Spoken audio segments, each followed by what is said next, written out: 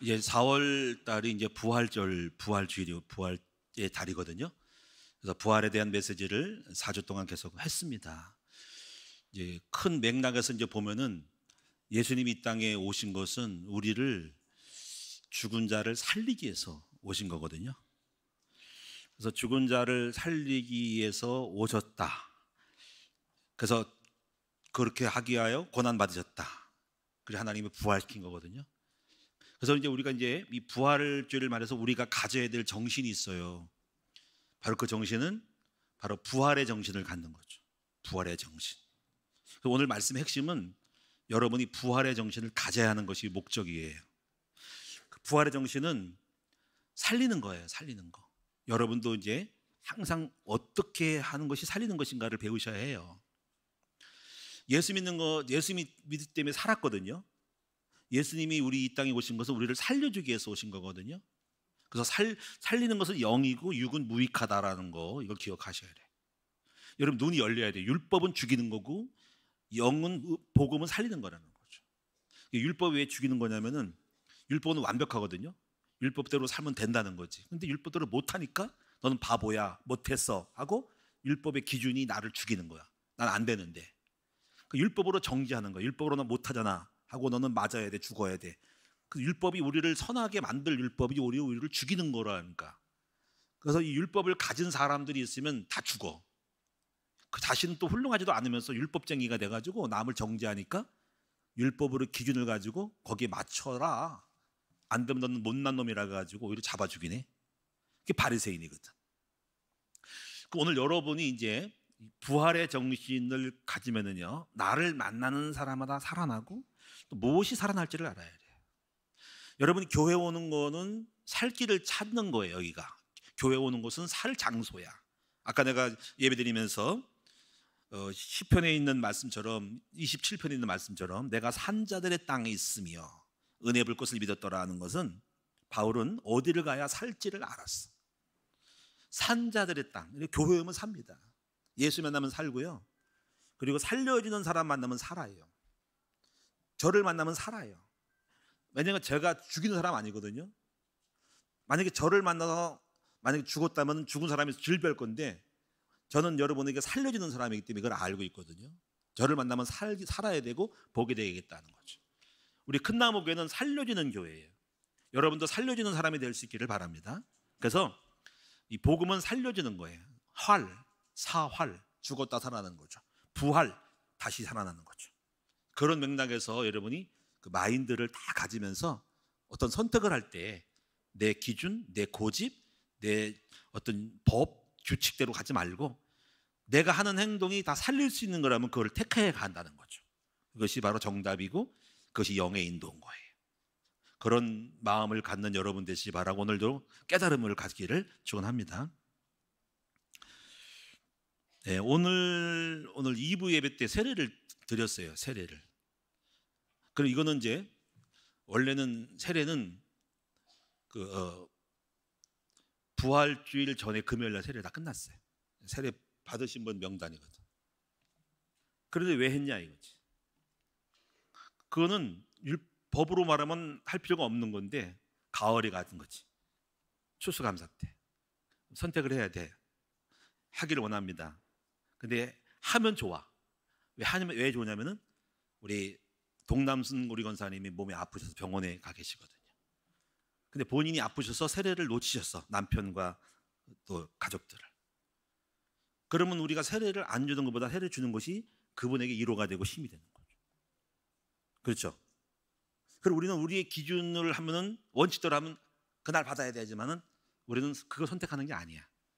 그분에게 유익되고 좋은 거. 그러니까 우리가 살린다고 하는 것은 항상 어떤 기준, 율법, 어떤 권위, 체면, 원칙이 따라가는 것이 아니라 살릴 수 있는 것이 되면 그 모든 것들을 깨서라도 살리는 쪽으로 가야 하는 거예요. 그것이 살리는 사람의 부활의 원리입니다. 참 잘한 것이죠. 저는 제가요, 그 교회를 다니고 인생을 살면서 살려주는 사람이 몇 사람이 있어요. 저를. 첫째 살려준 사람이 우리 새어머니가 저를 살렸어요. 근데 사실 우리 아버지, 저를 낳으신 아버지는 저를 죽였어. 사실 따지고 보면 살린 거죠, 그것도. 왜냐면 저를 학교를 안 보냈거든. 중학교를 갈 사람을 안 보내고 남의 집에 팔았거든. 그러니까 죽는 거지, 죽이러 가는 거지. 저를 죽인 거야. 학교 보내야 사는 건데.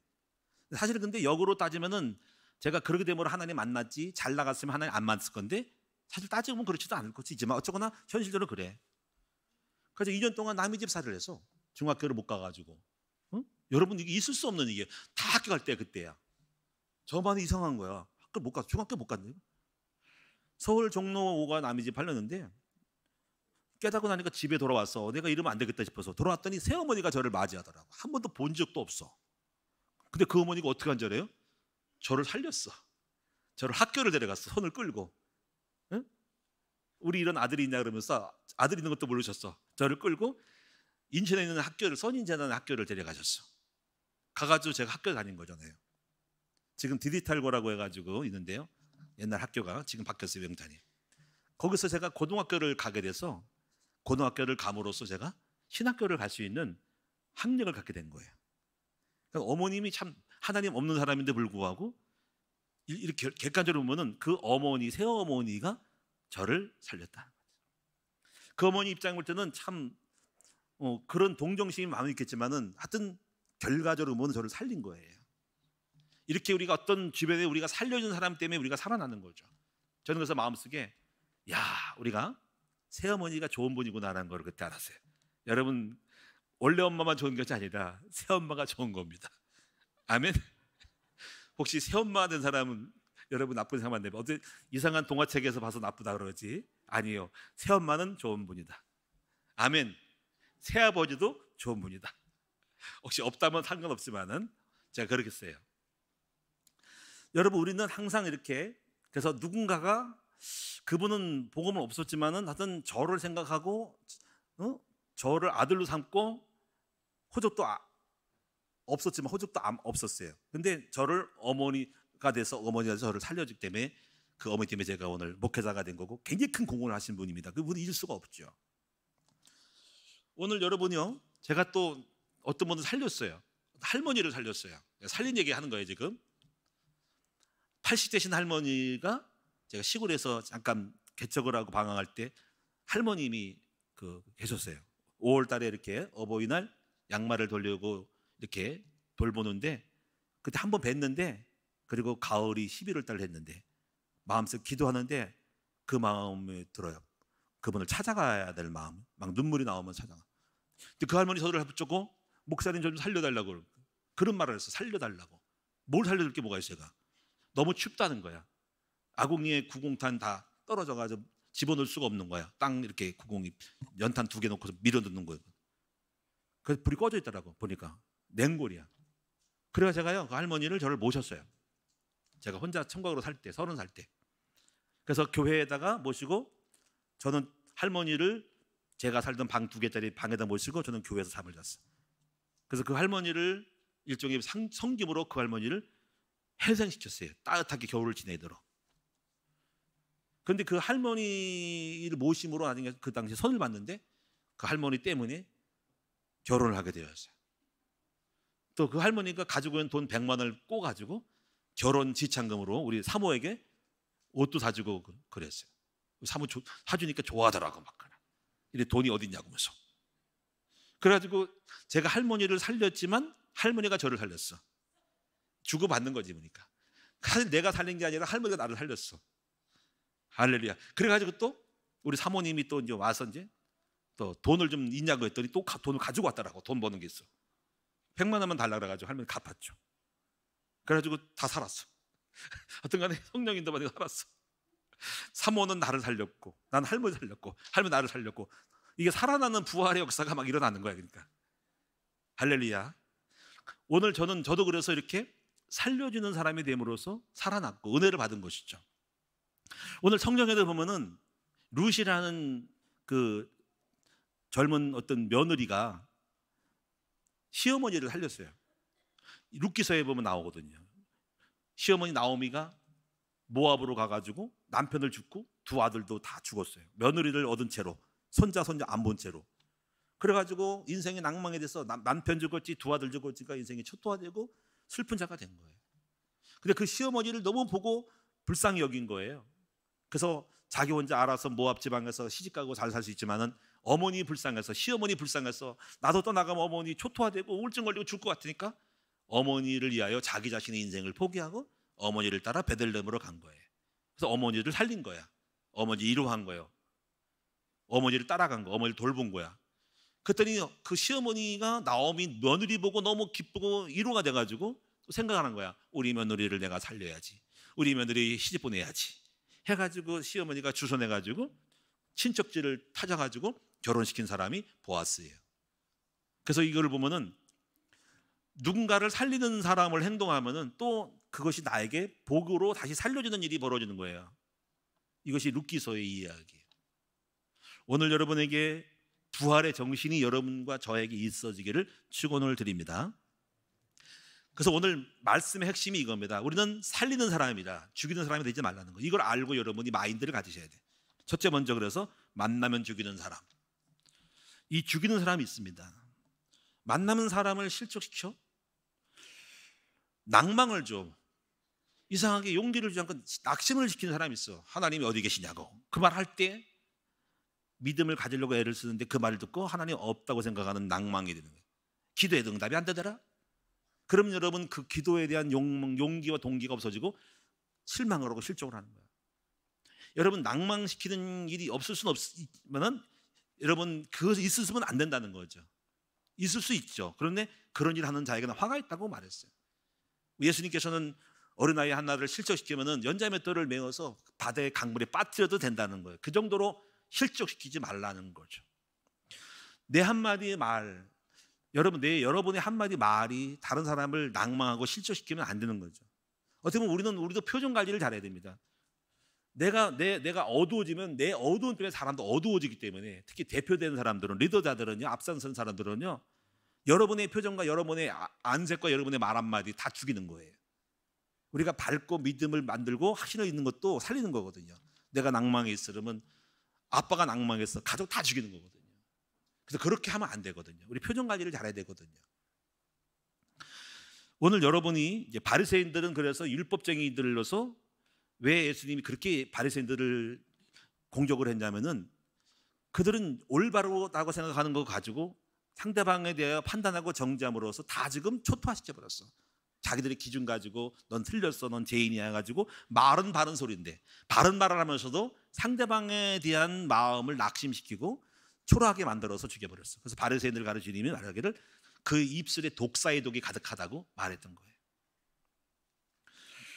오늘 여러분이 다른 사람을 죽이는 거에 대한 의미들을 좀 많이 생각을 하셔야 됩니다. 제가 이렇게 한번 적어놨는데요, 교부에다가 내가 높은 척을 하게 되면은 아랫사람이 상대적으로 죽어요. 내가 높은 척을 하면은 상대적으로 다른 사람은 죽어요. 여러분, 내가 자랑을 하면은 자랑을 받지 못하는, 가진 것이 없고 모자란 사람은 또 낭망이 되는 거야. 내가 아들을 자랑하면은 우리 아들같이 없는 사람들, 목사님의 자녀들은 또 목사님들은 낭망할 수 있고 그러는 거죠. 그 비교가 안 좋은 거야. 막 비교하면 그 사람은 올라가지만 그렇지 못한 그 사람은 낭망이 되고 죽어가고 초라해지면서 죽이는 거예요. 그러니까 자랑하면 안 되죠. 여러분이 우리가 반말을 쓰면 왜 안 되냐면요, 그냥 율법으로 그런 게 아니에요. 내가 반말을 쓰면 상대방을 낮추는 거예요. 내가 반말 쓰므로 내가 우월감 가지고 내가 훌륭한 사람으로 막 반말을 쓰면 상대방이 죽는 거예요. 왜냐하면 그 사람은 내가 반말을 쓰므로 그를 앞자가 누름으로써 그는 찌그러진 거거든요. 그럼 내가 존댓말을 쓰면 그 사람을 높여주는 거예요. 그것이 살리는 거예요. 여러분 이걸 알아야 됩니다. 여러분 이걸 모르면 여러분 답답한 사람들이에요. 복음은 그게 아닌 거예요. 여러분 우리가 훌륭한 사람인데 훌륭하지 않은 사람 속에 들어가 버리면은 그 사람을 살리는 거예요. 훌륭하지 않은 사람들을. 왜? 훌륭한 사람이 없으로 자기들이 훌륭한 사람이 나한테 와서 나를 대우해주니까 내가 승해지고 우울감을 갖는 거죠. 그럼 살린 거예요. 부흥이 시키는 거예요. 근데 우리는 낮춤 받다가지고 쪽팔리다가 하는 게 아니야.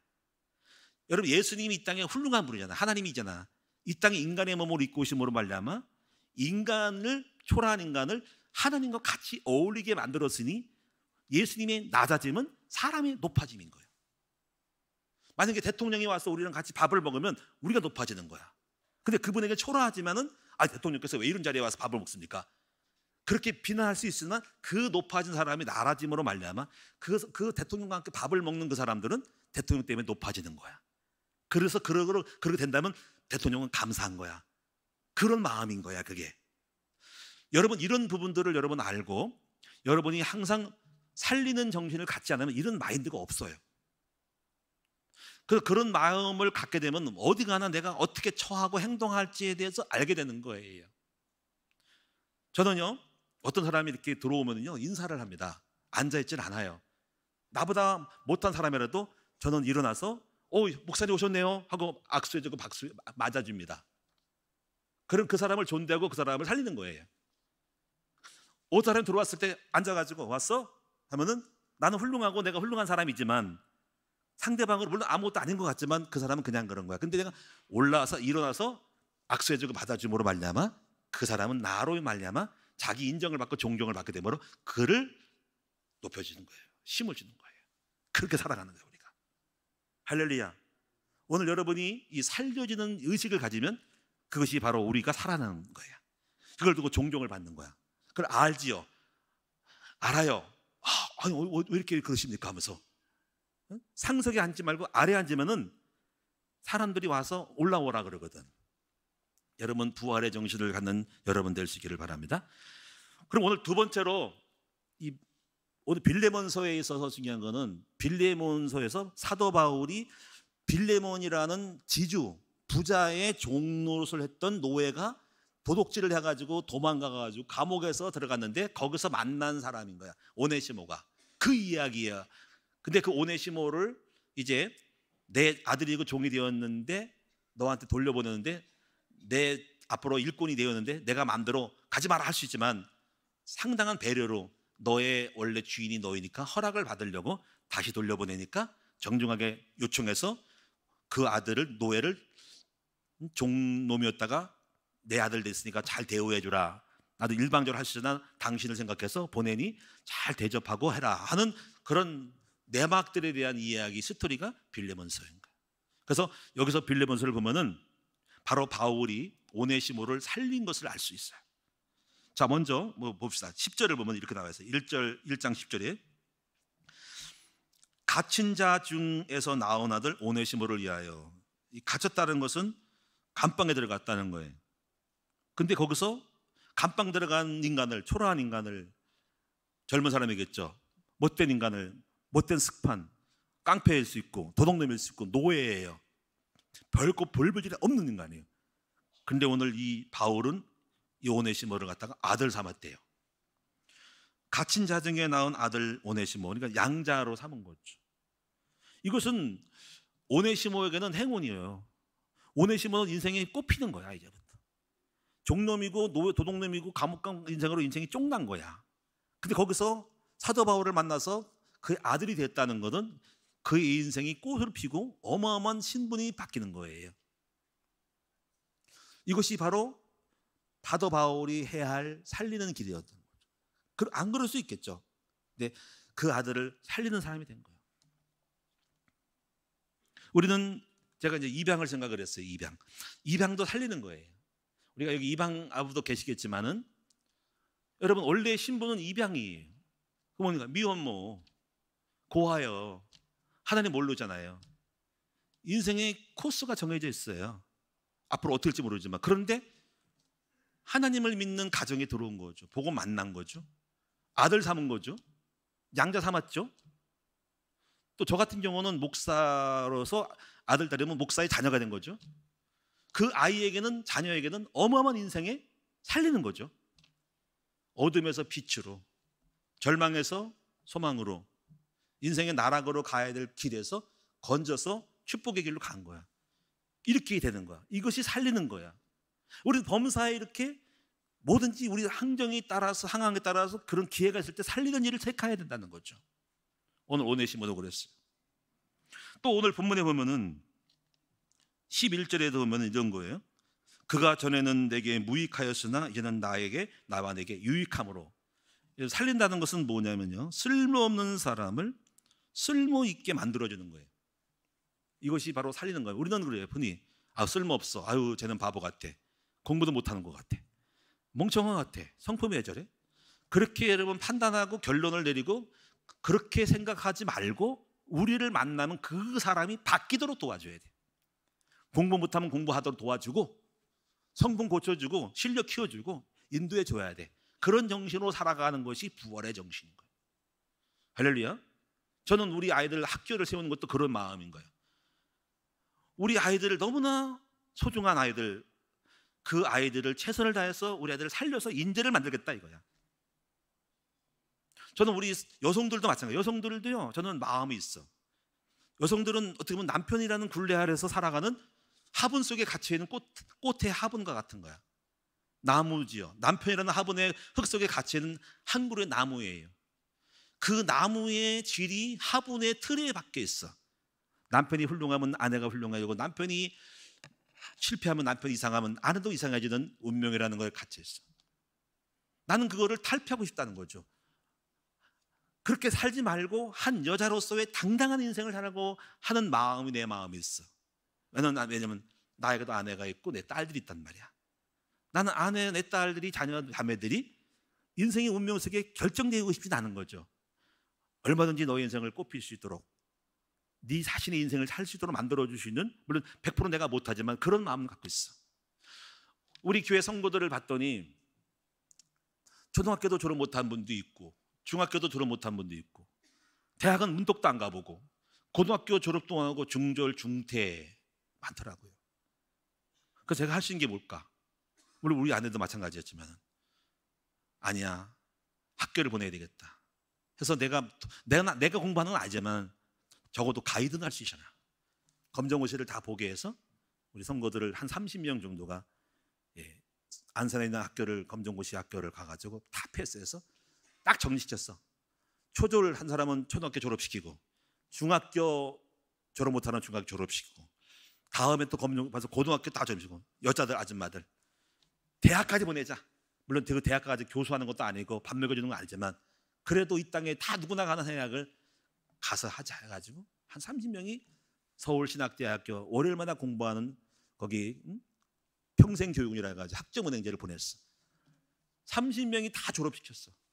물론 그거 가지고 뭐 취직하는 건 아니지만 적어도 최선을 다해서 우리가 해야 될 그 자본심을, 그 공부를 좀 가르치는 것도 내가 하는 방법인 거야.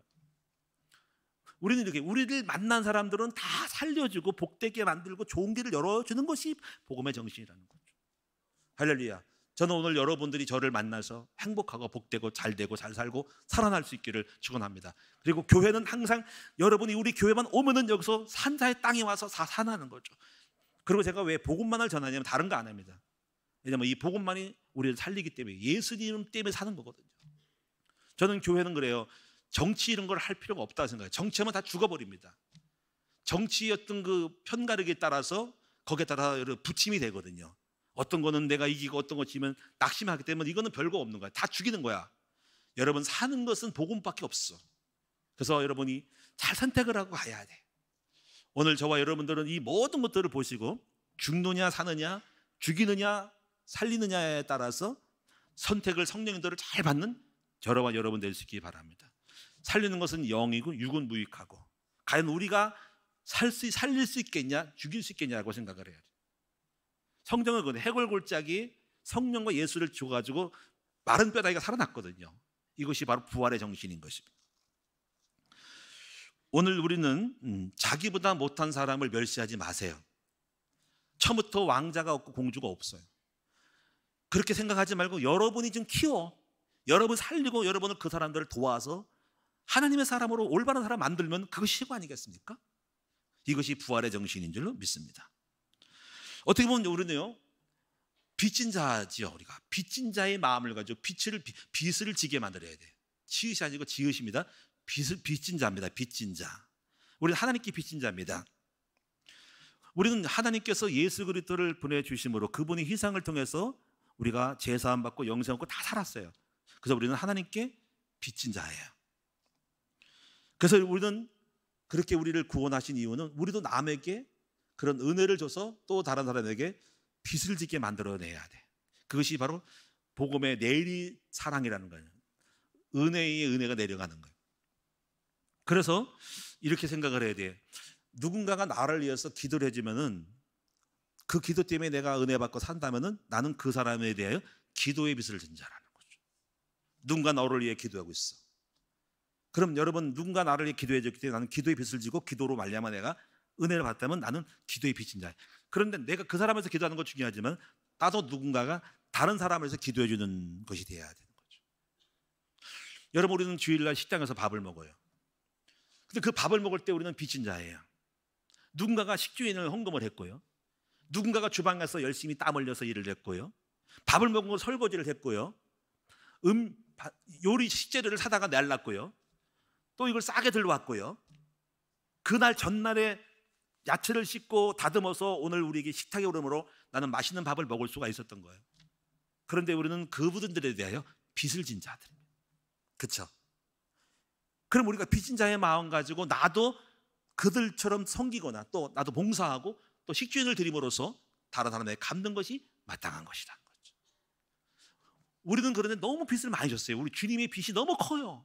갚을 길이 없는 거죠. 여러분, 나오미는 룻에게 빚을 졌어요. 우리 며느리 때문에 내가 잃어받고 나 혼자 내버리지 않고 나와 함께했고 따라갔니? 내 며느리 너무 불쌍한 거야. 며느리 너무 귀하고 자기 인생도 안 가고 마음속에 고마움이 생겼어. 빚을 갚아야지. 그 빚이 못 가. 가장 좋은 게 뭐냐면 저 며느리에게 가장 좋은 남편을 만나게 해줘야지. 스스로가 찾았어. 열심을 찾아가지고 찾았어. 그게 보아스야. 바로 결혼할 대상이 될 수 있는 남자를 조카, 사촌 중에 친척 중에 찾은 것이 보았습니다. 부자를 만나게 했습니다. 가지고 결혼시켰죠. 빚을 갚았죠. 그 빚을 갚은 사람으로 또 빚을 받았잖아요. 그럼 또 어머니 빚을 또 내가 받았기 때문에 또 갚아야 돼. 내가 빚을 또 지는 거야. 빚이 왔다 갔다 하는 거야, 빚이. 그러면 또 은혜를 주는 거죠. 우리는 이거를 원리를 생각할 때 많은 것들을 생각해야 되면 누군가 나에게 물질을 주고 재물을 주면은 나는 그에게 물질의 빚을 진 자예요. 누군가 여러분 나에게 말씀을 전했어요. 그래서 내가 살았고 깨어났고요. 복음을 깨달았어요. 그럼 나는 말씀의 빚을 진 사람이에요. 그래서 우리도 다른 사람에게 그 빚을 줘야 돼. 다른 사람에게 말씀을 전해서 그들에게, 대상자에게 빚을 지게 만들어야 돼. 그럼 그 사람도 빚을 져서 또 다른 사람 빚을 또 갚아야 되겠죠. 그럼 그 받은 사람 또 빚을 지는 거야. 이래가지고 세상이 온통이 빚쟁이로 가득 차요. 그래가지고 살아나는 이것이, 근데 그것이 살리는 빚이야. 이것이 은혜고 이것이 내리사랑이라 그러고 영적인 복음의 풍성함인 거야. 근데 하나님은 더 풍성히 넘쳐주죠. 근데 이 땅에는 그게 없어가지고 출발이 없어. 다고 아고하고 뺏어먹고 남의 걸 탈취해 먹는 거야. 지금 조금씩 그러니까 미국의 트럼프는 약간 이상한 데로 가고 있어. 복음과 거꾸로 가고 있어. 과거에는 주는 자가 되었는데 이제는 다고 자기 거를 중심으로 뺏어먹고 있으니까 나라가 지금 이기가 빠졌어. 내가 볼 때는 큰일 난 거야. 저거 복음이 아닌 거야. 저거는 국가의 그 권위와 이런 것이 잃어버리고 패권 국가로서의 이치를 상실하게 생긴 거야. 원래 그건 아니거든요. 미국의 중심은 뭐냐면 다른 사람을 돕고 다른 나라를 동맹을 맺어서 소비하고 자기 손해보고 가는 거거든요. 그럼 하나님이 그 나라를 부강시키고 그렇게 온 거거든요. 근데 계산이 남은 거예요. 이제부터. 이제 저 나라는 이제부터 복음이 없는 율법으로 돌아간 거야. 정신 차린 거야. 예수 믿으면서 정신 차린 거야. 계산 때린 거야. 우리가 적자라고 다른 나라가 흑자를 뺏어먹는다고 관세 때려가지고 찾으겠다는 거야. 자, 물론 그렇게 맞을 수 있지만 그 율법으로 가면은 거기서 끝나는 거야. 그러면 율법이 율법으로 가서 간세 전쟁이 일어나는 거예요. 하나님이 그 나라를 축복하신 이유는 베풀었기 때문에 주시는 더 큰 은혜가 있는 거거든요. 이걸 알고 여러분이 큰일 났다. 저 나라가 이제 기울어지는 배가 되겠구나. 이제 축이 사라지겠구나라는 걸 예측할 수 있죠. 물론 다른 사람이 바꾸면 더 되겠지만은 여러분 자녀들은 아버지는 엄마에게 빚을 진 사람이야. 그들은 성인이 되어서 부모에게 빚을 갚아야 되는데 그때 되면 엄마 아빠는 안 계시고 여행을 보내고 싶어도 맛있는 걸 집어도 이빨이 치아가 약하고 여행을 못 보내니까 그다가 마음만 있고 또 자기도 바쁘니까 삶이 바쁘니까 돌아가셔. 근데 또 하나님 그분들은 또 자신이 또 자기 자신에게 또 빚을 또 지게 만드는 거죠. 이게 내리사랑이거든요. 남편은 여러분 아내에게 빚을 진 사람이에요. 여러분의 아내는 어떻게 했습니까? 음식을 요리를 해서 맛있는 음식을 끼니마다 대접을 하고 설거지도 해요. 고마운 줄 알아야 돼요. 빨래도 해주고요, 침상도 개주고요, 또 애기도 낳아줬어. 감사하죠, 그렇죠? 감사한 줄을 몰라 남편들은. 여러분이 빚을, 남편들은 아내에게 빚을 갚아야 됩니다. 그러면 아내들도 남편에게 빚을 진 자입니다. 밖에 나가 돈을 벌어주고 살림의 경제를 보태줬을 때 밖에 나가서 어떻게 고통당하는지, 남자들이 어떻게 고통당하는지 몰라. 상사에게 찐밥 먹고 삶의 경쟁사회 속에서 벌어준 돈 가지고 가정을 챙기니까 이 힘으로, 이 은혜로 자녀가 결혼하게 되고 교육을 하게 되고 경제가 돌아가는 거예요. 그 은혜를 아내와 자녀가 알아야 됩니다. 이걸 또 갚아야 된다는 거죠. 오늘 그래서 세 번째 부분은 뭐냐면, 용서할 줄 모르는 종의 비유에 대해서 이런 말씀을 배우셔야 됩니다. 마태복음 18장에 보면은 이런 비유가 나옵니다. 이런 거를 알고 예수님이 비유로서 이 원리를 설명한 거예요. 1만 달란트 빚진 자가 있었다. 이 빚진 자가 주인으로부터 갚을 수 없어요. 1만 달란트는 뭐냐면은 따져보니까 45조래요. 45조. 16만 년을 하루 종일 일해야 버는 돈이래요.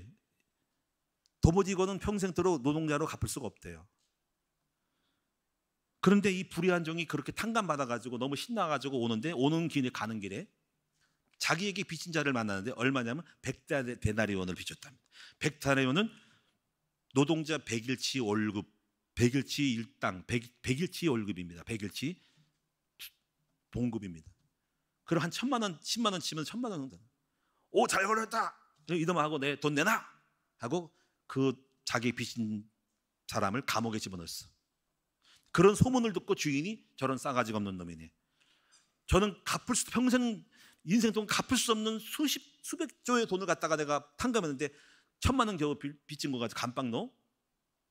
내가 한 은혜를 취소하겠다 해가지고 다시 그 놈을 불러다가 갚아라 해가지고 은혜를 갖다가 원수로 갚는 놈을 갖다가 다시 감옥에 집어넣는 거예요.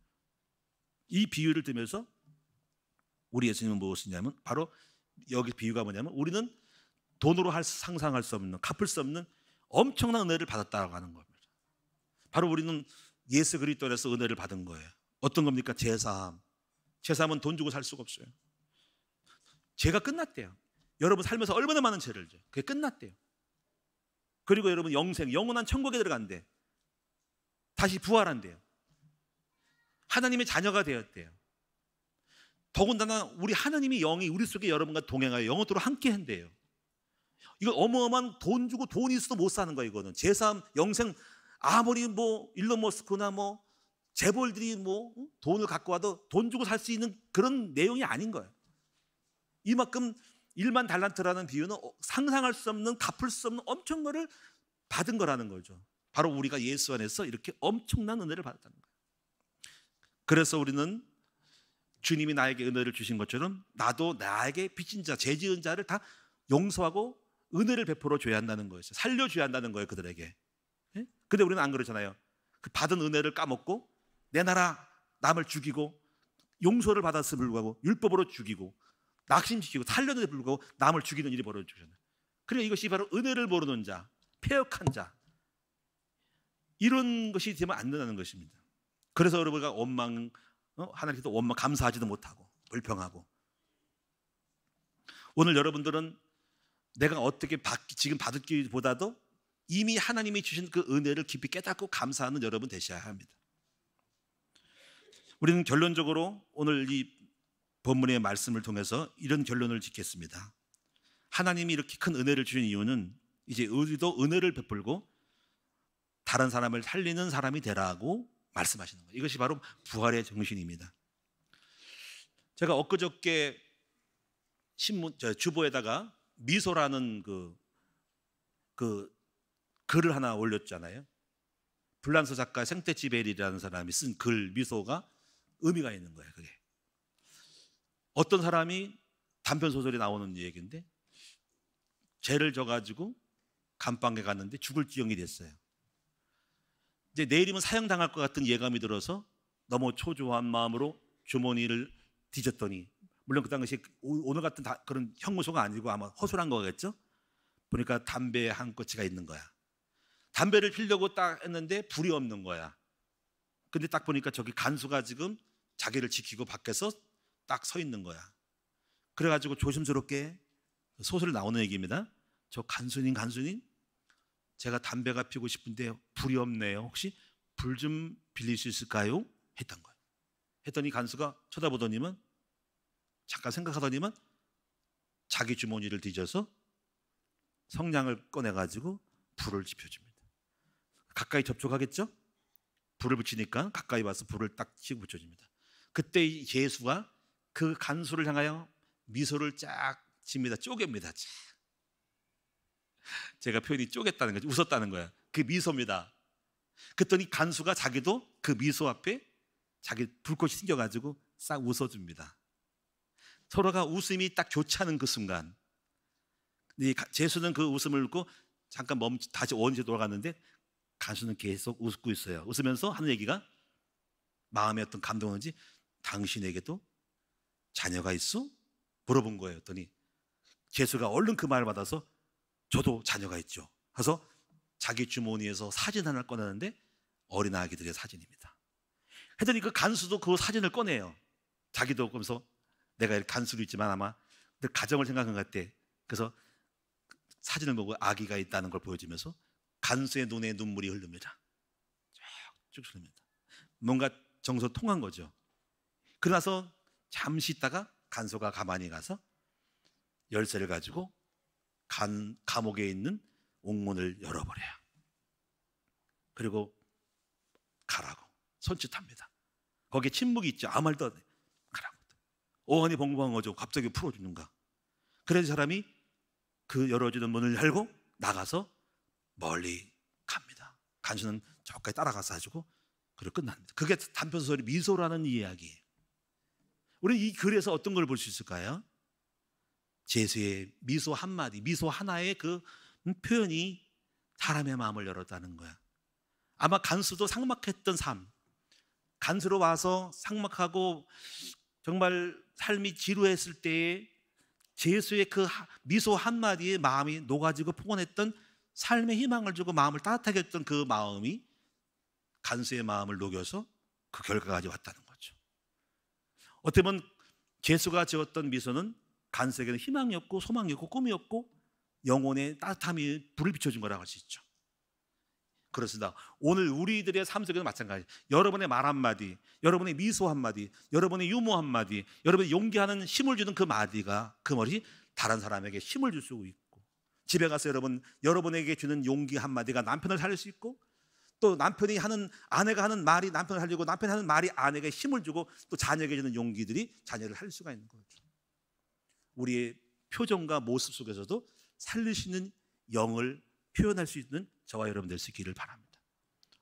그래서 우리는 빚진 자로서 이제 그런 정신으로 살아야 돼. 저도 많은 만남이 있지만은 항상 사람에게 기쁨이 되고 그들에게 용기가 되고 힘이 되고 정말 버팀목이 됐으면 좋겠다라는 마음을 가지고 임하고 있어요. 사랑하는 여러분, 우리 성도님들, 바로 복음은 살리는 것입니다. 예수님은 살려주려고 오셨어요. 이 부활의 정신을 가지고 이제부터 오늘 어디를 가든지 간에, 누구를 만나든지 간에 여러분의 표정 한마디에도 말 한마디에도 그 사람을 살리는 놀라운 은혜가 있기를 축원을 드립니다. 물론 저는 약속을 합니다. 우리 큰나무교는 살리는 교회로 산자의 땅에 오게 만들고 어디 복음만을 전하고 우리 모두가 만나기만 하면 살릴 수 있는 사람으로 최선을 다해서 노력을 할 거니까, 사랑하는 여러분, 율법을 하지 말고 살 수 있는 가장 좋은 길이 뭔지를 선택을 해서 인도를 받아 나아가기 바랍니다. 물론 그것이 우리에게 십자가고 우리의 고통이고 우리 자존심을 상하는 것이실지라도 그걸 선택하는 것이 예수님과 같은 삶을 살아가는 거예요. 오늘 그러한 축복이 있기를 축원합니다. 기도하겠습니다. 살리는 것은 영이 육은 무익하니라. 우리의 율법, 제도, 모든 형식과 모든 걸 던져버리고 어떻거나 나를 만나 살고 교회를 통해서 살고 사람이 살아나고 행복하고 잘되고 부자되고 그리고 결혼하게 되고 아기를 낳게 되고 소망이 생긴다면 그것으로 최고입니다. 아버지, 오늘 그렇게 오셔서 예수님이 그렇게 오셨기 때문에 우리도 부활의 정신 가지고 나아가기를 원합니다.